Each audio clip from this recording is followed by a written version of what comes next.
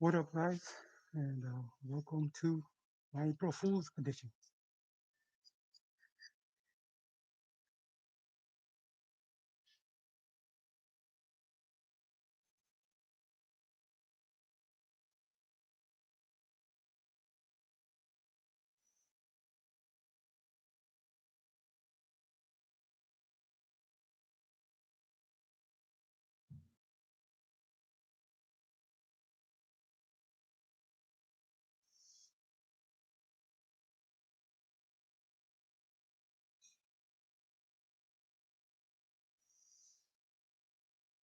Alright, let me see. Okay, so we'll just go ahead and get started. It's gonna actually play throughout the day. So I just came put up with this live so we can actually go over some of the times they actually duped us down at the port. And to tell you the truth, there were some such tactics that all we could do was just scratch our heads and not actually figure out what was actually happening.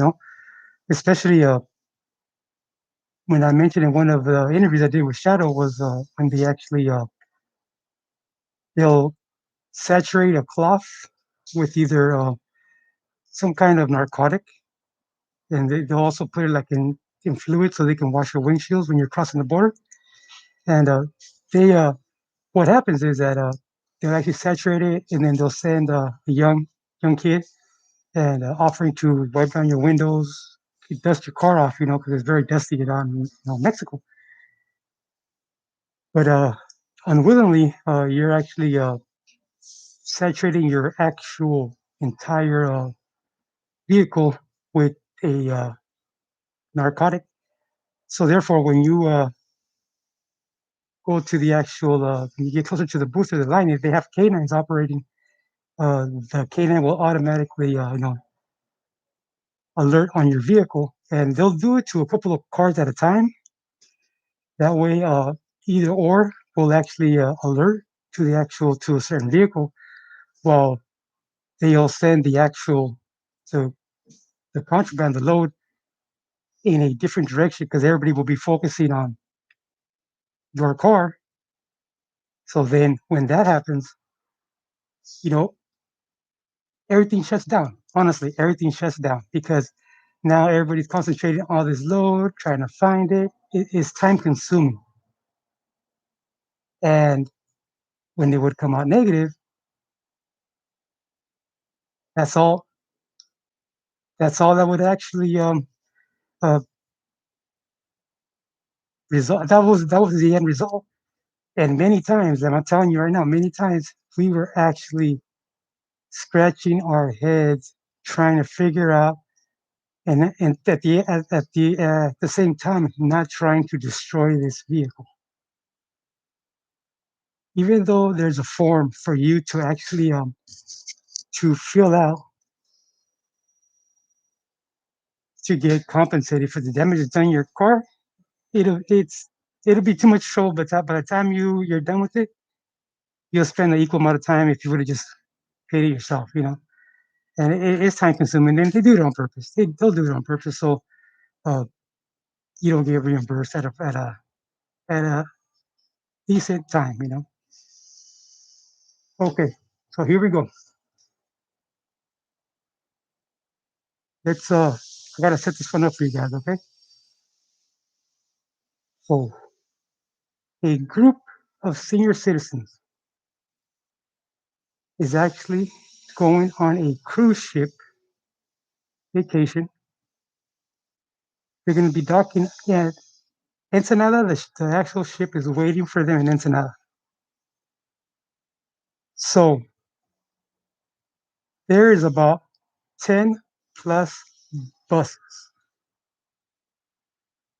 full of senior citizens and their luggage. These tourists are not able-bodied.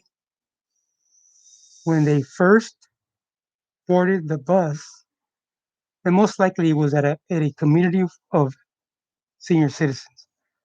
So therefore, the actual manpower to load the luggages up. But the thing was, if the luggage was not in order. They were just placed at anywhere, anytime, right? So let me so okay, so they loaded 10 buses full of senior citizens and the luggage, and they're en route to the border. They get to the actual San Isidro border crossing southbound. They clear immigration because when you come in as a tourist to Mexico, the Mexican immigration requires you to have a passport if you're coming in through a tourist vessel. Okay, so like I said, the counter intel that these guys have is beyond anybody's imagination. So often they require to have a diversion. Now with this diversion, that takes away the majority of everybody's attention trying to solve that problem, trying to find that contraband, trying to find the discrepancy in a certain vehicle, person, or object, right? That's the main focus. And we have human curiosity that even draws more attention to what was going on. So now somebody with credenciales, with credentials, after these buses clear immigration going down to Ensenada, reroute these buses northbound. I don't know how they act. These bus drivers are actually real. They're streetwise, you know. But I imagine that the actual authority that was actually giving the actual directions, I can imagine that they were actually, how can I say, they were actually,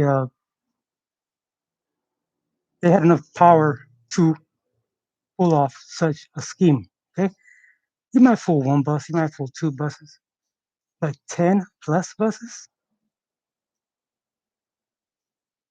So they had their intel is they had prior knowledge of this, and I could only imagine what they moved or how they moved it.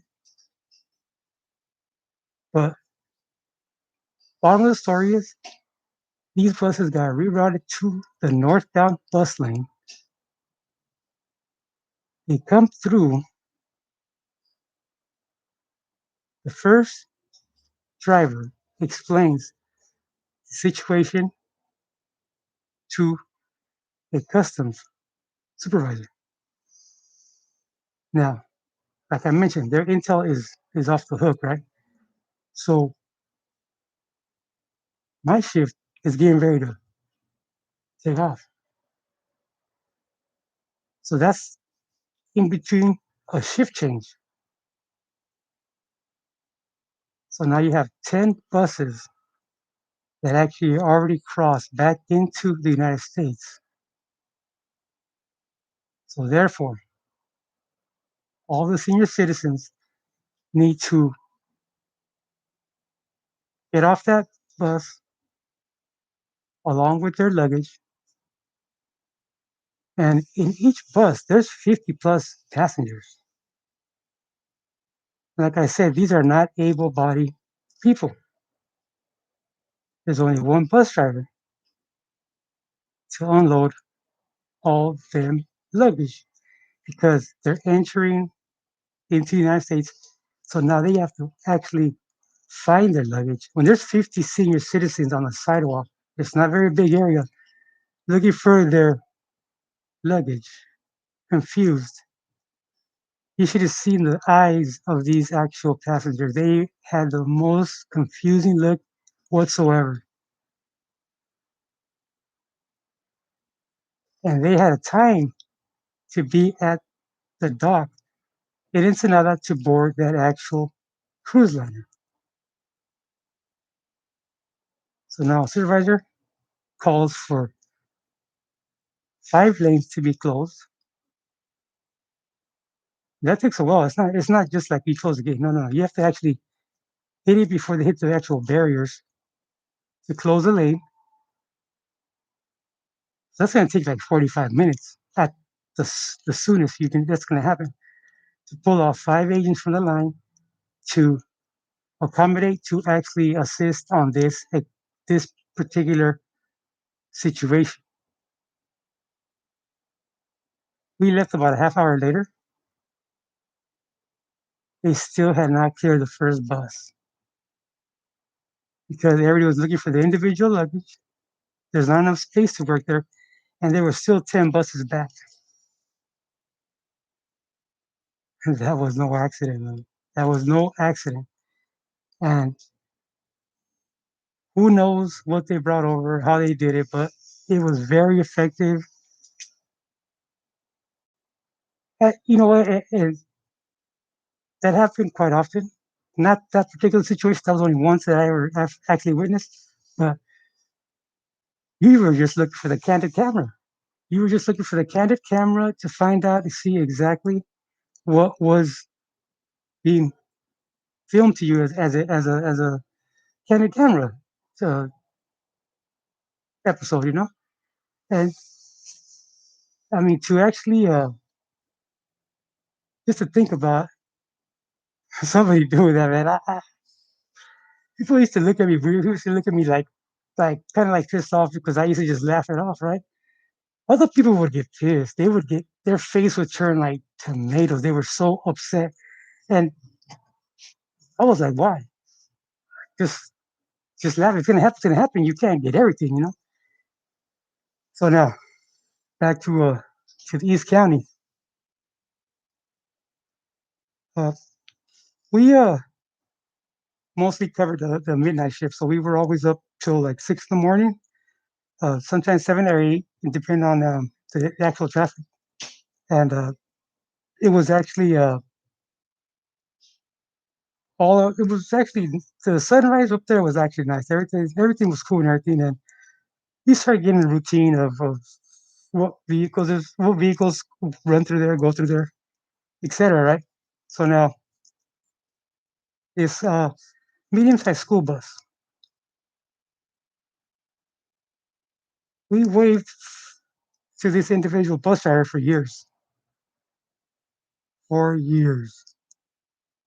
waved him off, said hi, being cordial, you know, I even honked the horn sometimes until somebody, I think it was actually Agent C. I'm pretty sure it was Agent C. He got the curiosity and pulled him over and did it in actual. What happens is that you're subject to being able to pull over within the first, I think it was 20 miles from the actual border. So at any time you could actually be searched, not searched, but questioned actually, just questioned into actually just to find out your status of your immigration status, right? So the bus driver obviously has to actually open the door to speak to Agent C, and Agent C just popped his head up and saw bodies on the seats of the school bus, and they were all in fetal position. Every single bench, every single, the school bench, they're like benches, the seats, every single seat was full, had an occupant in it of an illegal aliens. So this bus driver pulled it off for years,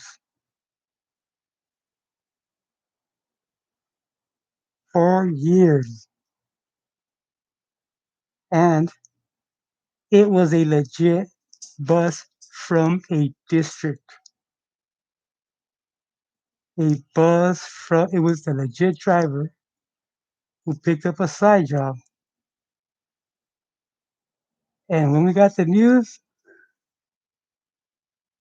Again, all you can do is laugh. That's all you can do. Why get mad? You waved at him. He waved at him. Everybody in the station waved at him. It was a legit bus with decals actually on it, and he had the extra time to do his route in the morning, pick up the the actual immigrants, drop them off at a safe house, and he's done. Boy, that he did this for years. Nothing, nothing so technical, nothing so actual. How do you say? Nothing of a sort of a wow. The technology they're using. No, it's simple. Shadow said it one time. Low tech will always be high tech, and I couldn't agree more. Just because of the fact that he was actually on the job, disguised. He wasn't disguised. He was actually a bus driver with a legit log, with a legit details on his bus. And now he's running people. He did this for years, and I was just amazed. I was just amazed. I was like, there you go, man. I mean, to each his own, but he made it work. And then speaking about making it work, there was also how can I say this? Let me see how can I my memory just drew a blank right now. Okay, so when you're actually like on the at the port, right? You're at the port, okay? And the opportunity comes for you to actually work the southbound.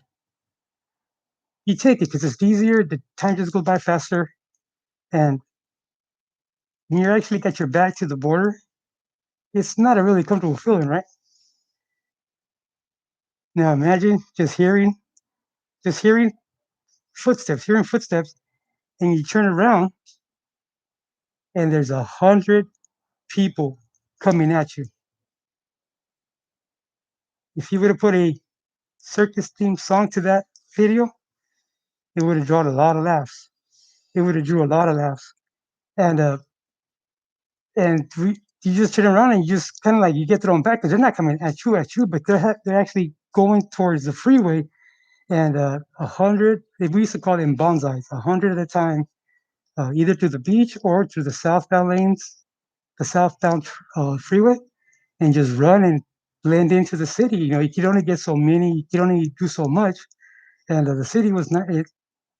The traffic in the city is not that far from the actual border, so it would be a trip. It would be a trip, and it again, you're not going to risk your body. You're not going to risk your life tracking down people in the freeway. You just don't do that. You just don't do that. And sometimes you just had to just gotta have a roll with it. But then again, you actually got some looks from actual Canadians, and you know what they think. They think you're on the take, whatever. And I didn't really care. I remember one specific load that came through. It was in a Jimmy, the Chevrolet Jimmy, the smaller than the actual Blazers, Jimmy, right? Or GMC Jimmy, GMC Jimmy. It had a custom paint, so that tells you that the driver actually is he actually takes care of his vehicle. He loves he enjoys working on his car. Custom paint everything, pretty much like almost like a lowrider, but a Jimmy. So uh, dog alerts, and I didn't actually get to see it because we were not allowed to see it. But it was a high tech compartment that involved a few features, a sequence of electronic features in the actual vehicle. That's the reason we were not allowed to actually know the sequence and stuff. Just you know, for security reasons. Only the special agents have access to that. Whatever. But for some reason, it was in the transmission. It was in the gas tank, and they were small little bundles, and it was meth. It was about 5 different types of meth. I'm not gonna name them now, but there was 5 different types of meth, and so we did get to see that part. So I'm looking at 'em, getting visual of all these, and I'm naming them off. And this female inspector just looks at me and she's like, "Well, don't we know a lot about this?"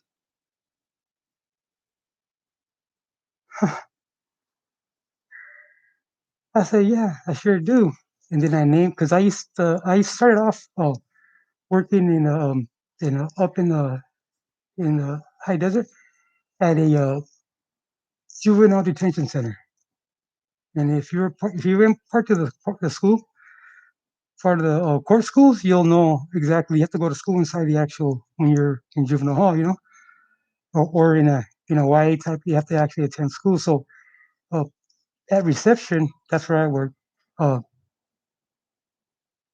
every Monday, there was a group, an outside group, that would come in there and talk about drug abuse to the detainees, and and I had to actually be there. So you learn a lot of.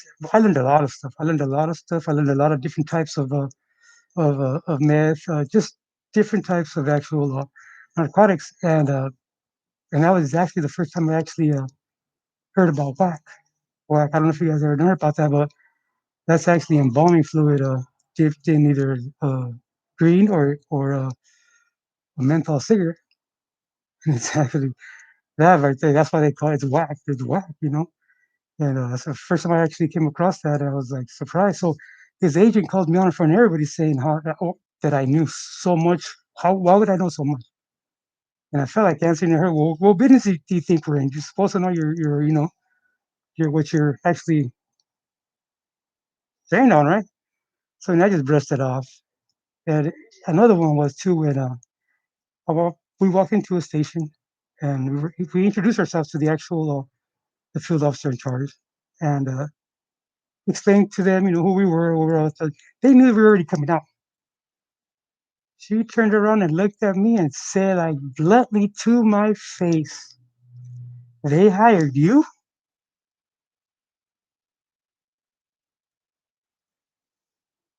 Ooh. Again, I just held it. I just took my time answering. I brushed it off like it was a joke. I said, "Okay."